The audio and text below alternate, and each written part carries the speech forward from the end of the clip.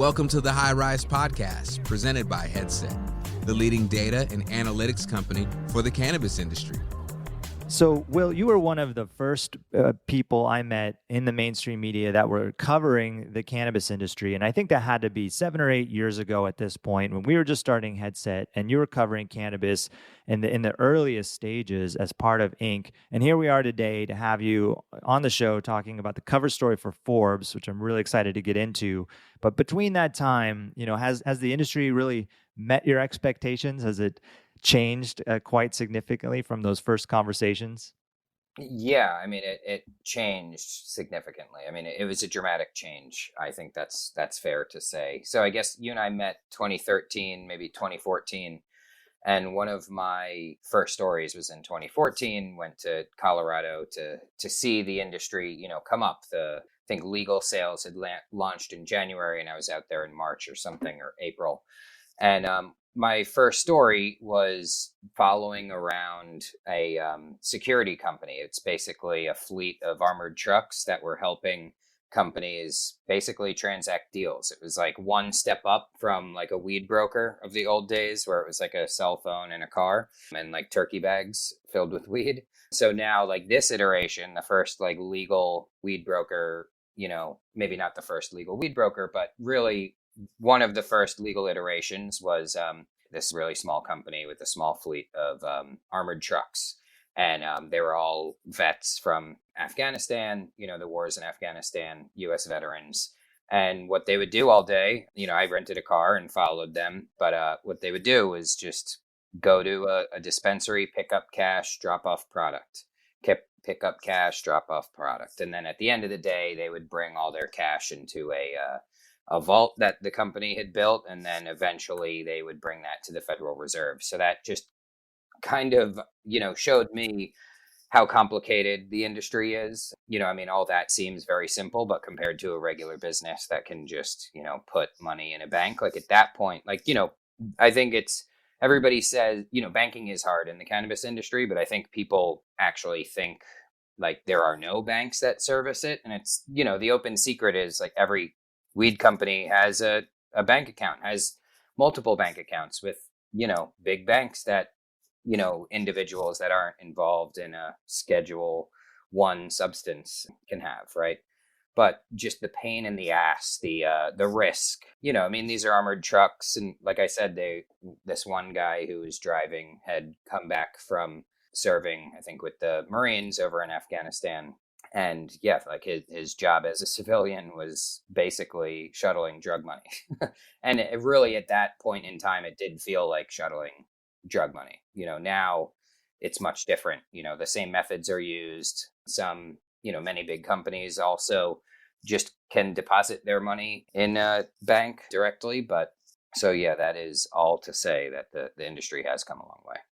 Yeah, and I remember too when you first called me to speak about a story. I think it was 2014, maybe beginning of 2015. And I remember like running across the street being like, Morgan, someone from Inc. just called me to talk about cannabis. And I was all excited. Yeah. And I just remember you asking very thorough questions. And then I know you've gone on to write, what I always admire is you write these really in-depth and nuanced articles about the industry where you dig in to understand the different folks involved and the actual fact patterns around it. And you wrote one story that will stay with me for my entire investment career. But so I was very happy to see that your story made the print cover of Forbes, which I think there was only one other cover story around cannabis for Forbes. But would you mind telling us a bit about what the story is about and also what inspired you to start working on this story? Yeah, my story is, you're right, Emily. It's the second cover story about weed in Forbes history. So we're, I think, 105 years old. And it's the first time a cannabis executive has been put on the cover of Forbes. So, I think especially for this industry, it's a big deal. And the story is about legalization and really like, everybody thinks weed is basically legal, right? Everybody's, 38 states regulate cannabis in some form. And just if you're talking to people, like the culture of the US is weed is legal, it's fine. Everybody, in the industry is probably making $1 million or more. But the reality, that's very far from the reality, especially when we look at the technical aspect, at the economics, like, and that's really what brought me to this story is I had a pitch just about, a reported piece. I wasn't trying to go big with a feature or anything, but this idea was just stuck in my head. Like, are we growing too much weed in the US? Is America growing too much weed?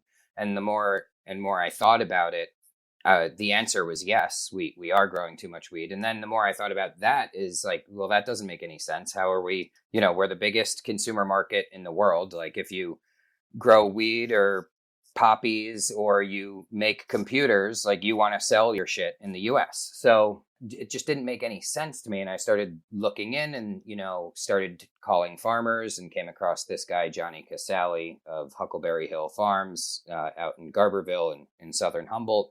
He was telling me how he was getting ready to put 55 pounds of weed in a wood chipper. And my first question, as an East Coast guy, was like, well, is it good weed or does the weed suck? He's like, yeah, if you looked at it, it would be great. Like you could smoke it, you'd get high. I should be able to sell it. But due to the economics of the legal market, I can't sell it for a profit.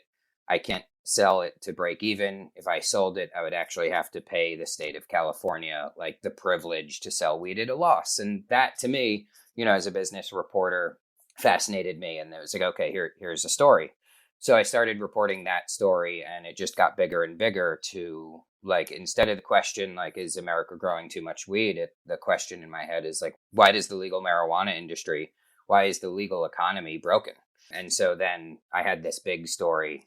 And it's like, okay, well, who are the players? Who should I be talking to explain it? And then who might be an example of a company that is doing well or is doing something very unique? And so, now then the other question, like, who do you highlight? The stock prices are all hurting. High flying companies are coming down. Like the industry is having a tough moment.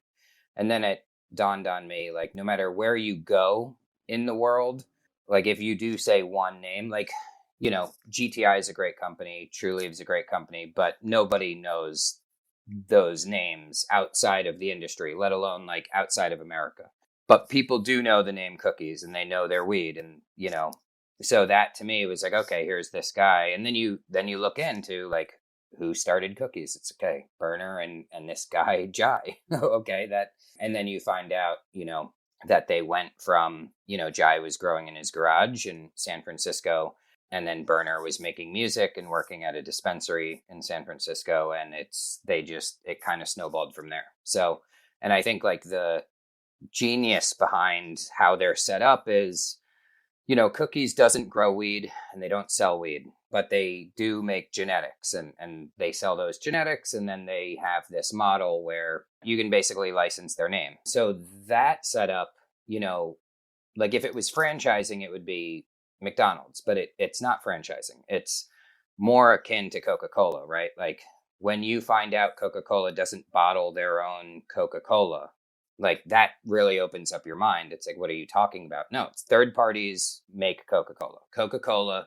sells labels and the syrup, and that's it, So that to me was really kind of when the whole story came together in a much bigger way. Yeah, that's really great to hear. And that background, you're absolutely right. I mean, we talk about brands a lot on this show, and Cookies is pretty unique in this space because of those reasons. I really can't point to another one that has that kind of reach where in many legal markets, they have some sort of footprint, from licensing structures, but even beyond just being in legal cannabis, and having stores named Cookies and having, products on the shelf named Cookies. I mean, they have a real unique marketing engine, where I see Cookies like t-shirts sold Right. at the mall, in just stores, just that brand is everywhere. So I think, for a cover, for a brand, you're right. Like a GTI, well, they have a great footprint. Not a lot of people know that outside of, people in the industry, or if you're in that market, where they might have a footprint. So that's pretty interesting. Yeah, that Cookies was one of the only ones. And I think that's maybe one of the reasons why, this industry can be tough. It's tough to build that, mainstream brand that people recognize. Yeah, it really does. What you just said reminds me of like another unique challenge writing this story that Yeah, it's just like the more you think about the industry and how the economic model is broken, they're like, and Emily, you said it best in our interview, like there's a lack of incentive. There's almost no incentive to go legal, right? But building a brand, you can't build a national brand without, I mean, building a national brand is very difficult, right? But how can you build a national brand when it's balkanized industries? Like the California industry cannot be anywhere else, but it is. You know, you go to these gray market dispensaries in New York and they have they have Kiva, they have Plus, they have all these brands. And the only way you can make a national brand now is if you play in the gray or black markets, which I think is interesting. And it's either your company is doing that willfully or other people, you know, just people who smuggle other things that people want to buy, know like, okay, well, if I buy Kiva, I can sell Kiva, I can sell Steezy in New York. So you're kind of seeing like, if you want a national or global brand, people in the gray and illicit markets also need to know your stuff, right? Because those are consumers in any other state that's not legal, right? Then that's what's this bifurcated market where like you can be a consumer in New York, but you're technically an illegal consumer because there's no legal sales yet. But in California, that same person would be illegal. Just one counterpoint to that, because I saw that too. Like I was staying in Manhattan last week, and right next door to my hotel was a shop, and the front display was Stizzy. And I'm thinking, okay, so theoretically, Stizzy's not receiving or generating revenue from that, theoretically. And what does this mean for a brand once the New York full adult use market opens and they try to create a brand presence? Because I'm actually worried it's similar to fashion. I actually wrote an article about the parallels of fashion and cannabis, but like with the diluting of like brand names because of like what goes on Canal Street, I know there's still the aspiration to have like the fine actual Gucci bag, but like what goes on in cannabis when the consumer gets so confused before a market even opens that they don't even know why it matters to get Stizzy in a real store, that Stizzy will actually be able to put that revenue on their books. And I'm just using that as an example because I literally saw that in real time last week. It's just something I've been thinking about a lot. But I think one of the other things, just to your point about the how do you build in this like siloed industry, how do you build this brand with full recognition? I think it was really interesting how Berner is at the center of this, right? And he represents his core values and everything. And that's what the extension of, and this is what brand building is really all about, which is probably why it's the most successful. But he also has all of his apparel and that whole resource so people can participate in this brand. Like before the Cookies or Burners on Hate opened by my apartment, there was Cookies on Hate, and it expanded to a 2-door operation just selling clothing, merch, cute stuff, but like, whoa, it's like pretty major in that market. So I think that it is just an interesting tension about building these brands that really do have strength across markets. Yeah, that's a good point. And, you know, Cookies, I think like the two-pronged approach is really smart, right? Like it's funny actually, when we were thinking about who to put on the cover, you know, we had a brainstorm and, you know, Cookies was on my mind anyway, but I was walking my dog and saw like a kid wearing a Cookies backpack and I was like, No wow. kidding. And I'm Wow. I'm in Rockaway, Queens. So it's just funny. And that is kind of the genius of it too. And you said it, Emily, people can participate, right? If you don't smoke weed or you can't buy a legal joint, you could still buy a t-shirt, right? And when you look at his story, it is an inspirational story. Like, I don't care who you are. Like, this guy isn't a trust fund baby. Like, he didn't inherit his wealth. He made it. And also the other thing bringing it together is like on the illicit market, like you buy weed from a dealer in New York, people will say like, oh, well, I got that Cookies too. You know, like I got Cookies packs. And if they're real or not, it's kind of, you're nobody until somebody makes a counterfeit of you, right? Like nobody gives a shit about your brand unless people be like, damn, this company is making so much money. I can just make Fugazi products and boom, I'll just ride their coattails. So that's also something that Cookies has done. It's like they grow such good weed that the illicit market can't top it, right? So the only reason to participate in the illicit market isn't because, oh, well, we have such great weed. It's price, right? Because now a brand like Cookies has designer weed. And, if you see it in Illinois, Jersey, or California, it's all really good, and like, obviously for people who don't know, like what we were just saying before, you can't grow across markets. You can't sell between markets. So you have to grow it there in each state you sell it in. So, and that's a problem, for consistency. But yeah, I think they've kind of tied all these things, like the culture of legacy clothing, which affords them the ability to build. I mean, their store in New York, they won't sell cannabis. They will only sell t-shirts, but that just goes to say the demand for that brand and just what they've been doing is really fascinating. Yeah, very, very unique in this space for sure. And I think really clever. So good choice on that. As you were putting this article together, beyond the cover story, like, were there any like particular groups that you were thinking about, really, bringing into the conversation to kind of get different perspectives? And like, how was that decision made on like who to talk to? That's a really great question because, it's easy, especially in the cannabis industry, to only talk to guys. It's very easy to do that. Like it needs to be a concerted effort. Like, okay, we need to talk to a diverse set of folks. And, it also goes to not only gender or race, but also types of companies too. Like I wanted to make sure I talked to people of color, women, but also people who were farmers in the legacy, who were people who were considered dealers and now are dispensary owners.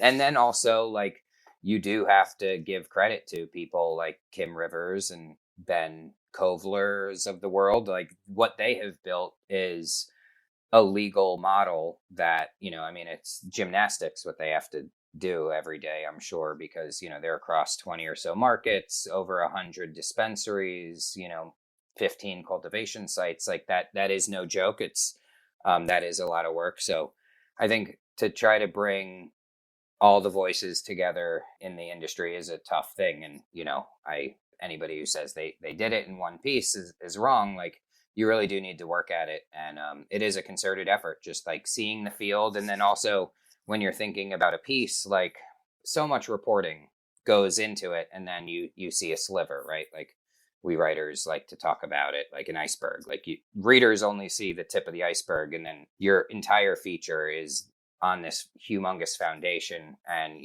it's the shittiest part of it is probably the night or two before writing all your sources who didn't make the cut, even though they said amazing, fantastic stuff that, helped you crystallize your idea. But yeah, that's a hard part too, is finding who gets quoted, who doesn't. Sometimes it's just word count. Other times you're introducing a brand new character and a brand new business at a time when you need to be like wrapping it up for the reader or going on to your next point.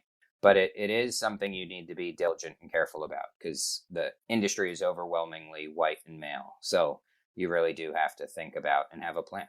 As you were doing these interviews and pulling this story together and kind of looking at that iceberg, was there anything that kind of surprised you, or was it more you had expectations that it would turn out the way it turned out? No, I think the whole thing was really surprising, and I think that's like what made it into a feature, is that everybody really does think weed is legal, it's totally fine. Who gives a shit? Everybody's making money. Like, you can smoke a joint on Fifth Avenue in New York. Like, what else do you want? Well, that's true for the consumer. Like, people in New York don't even know what a legal system will look like and they'll deliver. Like, the medical market in New York is a joke. And I frankly don't know many people that actually do use it. The most surprising thing is honestly just seeing like Johnny Casale put 55 pounds of weed in a wood chipper, not as a stunt, but as like a real fucking way to do business. Like, he's writing that down as a loss, 55 pounds. He grows 500 to 700 pounds a year. He donates like 100 or 150 pounds, and then he'll chip a good part. That's not the AA or AAA. And that was really what was most surprising to me, and really what made the story, really hit, is that like the knife fight in the middle of the industry, right? Like you have these cultivators, people like Johnny and people like Jason of Ridgeline, like you go there, you go to their farms, you smell and touch their weed, you smoke a joint with them and you can taste the difference. I know that's a cliche, a motto for, for some brand, but you actually do, it's actually, wow, this is really something special. Right. And then to see that like everything has to go perfectly for that weed to make it in a jar and on a shelf in San Francisco. Like the bud has to look fantastic. Like it just has to be like this big and super pretty, and trichomes have to, sparkle in the sunlight. And then it has to test at, and everybody is so myopically focused on THC content where like, if you're a weed smoker, like you want terpenes too, like you don't want 30% THC and 0% terpenes and 0% other cannabinoids. If that nug gets 30% THC content, you're good to go. You make it over. And then you have to go into the pricing. And the pricing is like a literal, not a literal, but a figurative knife fight where there's only 1,000 dispensaries across a state with 40 million people. So that means there's a humongous crunch and price war. So people are selling fantastic pounds of, mind-boggling cannabis for ridiculously low prices. And so that to me was like, okay, then there's this glut of weed. Where does it go? Not everybody is Johnny Casale and putting weed into a wood chipper. Most people are shrewd business people, and they say, you know what, not to say that Johnny's not shrewd, but he's been to jail. He's served 8 years in prison for selling cannabis when he was younger. So he's out. He's never going back. And this is just how he does business. Other people, when they get that and their incredible cannabis doesn't get on a dispensary shelves, they're not going to put it in a wood chipper. They're going to send it to a smuggler or smuggle it themselves, like divert it themselves into the black market. How else do you survive, So that just makes no sense when you think about it from a business perspective. Like the easiest thing, supply and demand, is all screwed up in this industry. And to me, that is just what captivated me and, kept this story going.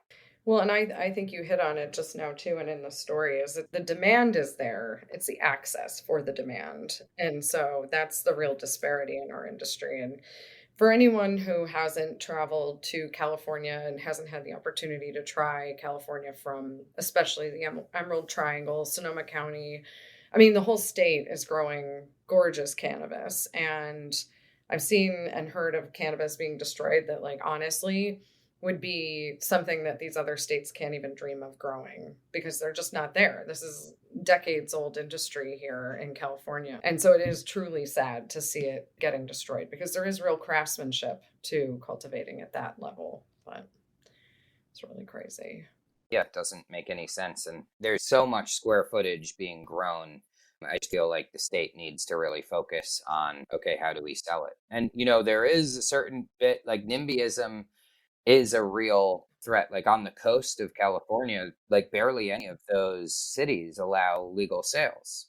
But like, some of those mayors need to smoke weed, right? Like, all these people in these coastal California cities must. It just is crazy. But there is still this like, oh, well, don't want to let the riffraff in, don't want a dispensary on, our downtown street, which doesn't make any sense because I think something that Kim Rivers really distilled in a good way when I asked her, like, who are your customers? She's like, everybody goes to CVS, Walgreens, Duane Reade, like name any pharmacy, like those are our customers. And I think that's right. And I think what you said, Emily, it is access. Because like, yeah, there is an argument to be made, like, no, there's not too much weed being grown. It's actually, there's not enough weed being sold legally.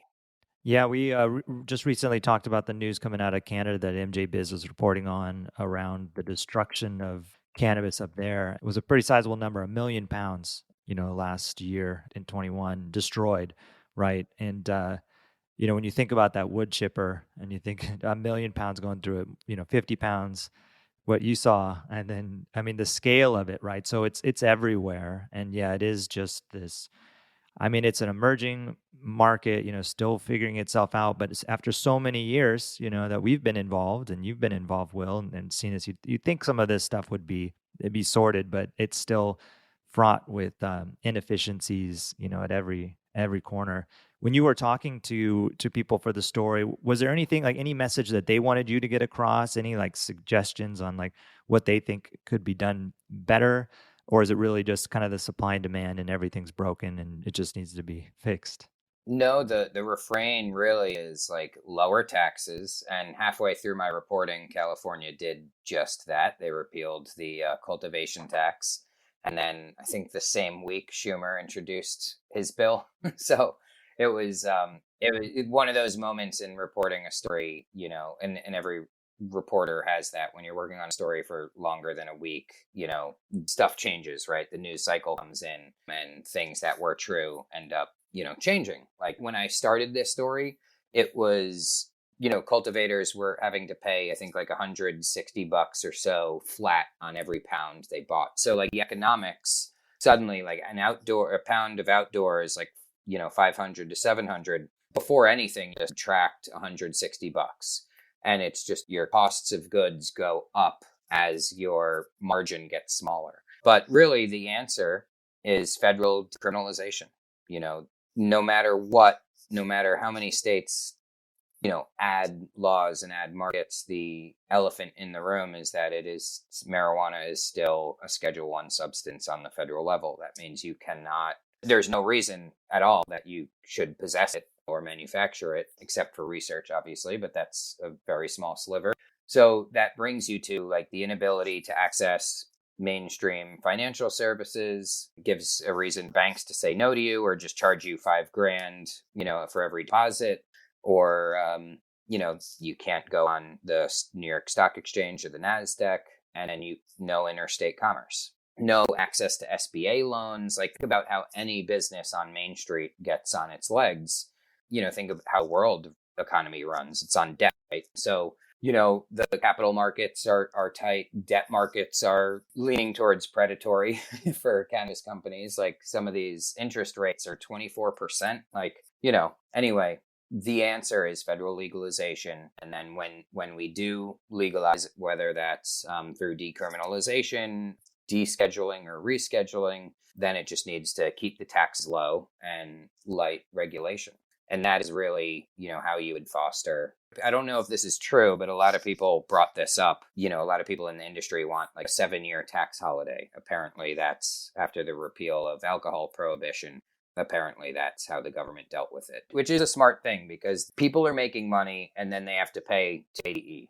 And then you're no longer operating at a profit. And, for people who don't know, 280E is a tax code. I know you guys know, but people listening, federal tax code that prevents anybody who is selling a controlled substance, trafficking a controlled substance. They can only deduct costs of goods sold. So in other words, can't take many deductions. So therefore your effective tax rate could be like 60 to 70%. So those are the fixes, really, like legalize and lower taxes. Yeah, definitely. Yeah, it's amazing it's taken this long, but we're starting to see more progress at the federal level. Sometimes, being involved so long in this space, it's like in some ways I feel like we've come a long way. In other ways, I feel like it's unbelievable how behind we still are at this point. So, like, assuming that you're a fan of cannabis, Will, and all those things do change, like what kind of world do you want to see for the cannabis industry? I know you talk to a lot of smaller operators, you talk to larger operators. Do you see a world where everyone will be able to participate, with, let's say, federal legalization, and you have opportunities for maybe interstate commerce in the future?